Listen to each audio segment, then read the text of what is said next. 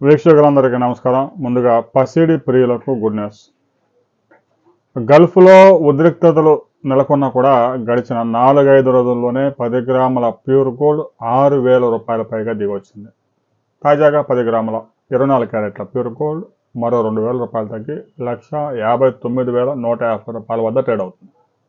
ఇక 22 క్యారెట్ల ornament gold కనుక మనం పరిశీలించినట్లయితే 1,45,650 రూపాయల వద్ద ట్రేడ్ అవుతుంది. పలు నగరాల్లో ఈ ధరల్లో కొంచెం వేరియేషన్స్ ఉంటాయి, ఆయా నగరాల్లో ఉండే ట్యాక్సెస్ని బట్టి. తాజాగా ఇంటర్నేషనల్ మార్కెట్లో మనం పరిశీలించినట్లయితే $5,500 నుంచి ఔన్స్ గోల్డ్ తాజాగా $5,007 దిగొచ్చింది. సహజంగా ఇంటర్నేషనల్గా భౌగోళికంగా చాలా ఉద్రిక్త పరిస్థితులు నెలకొన్నాయి. బంగారం ధరలు విపరీతంగా పెరగాల్సి ఉంది, కానీ అనూహ్యంగా బంగారం ధరలు దిగివస్తూ ఉన్నాయి. దుబాయ్ లాంటి దేశాల్లో బంగారం సేల్స్ పూర్తిగా పడిపోయింది. ఫిజికల్గా బంగారం కొనుగోలు చేసే పరిస్థితులు ఎక్కడా కనిపించడం లేదు. ఇప్పటికే బంగారం ధరలు పీక్ స్థాయిలో ఉన్నాయి. ఫిజికల్గా బంగారం అమ్మకాలు తగ్గిపోయాయి.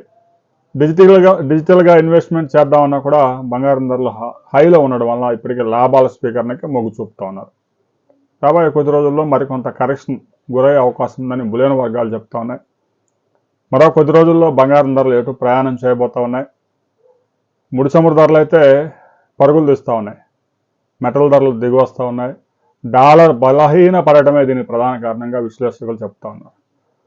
ఎప్పుడైతే అమెరికా, ఇజ్రాయెల్, ఇరాన్ మీద యుద్ధం ప్రారంభించాయో అప్పటి నుంచి డాలర్ పూర్తిగా బలహీన పడిపోయింది.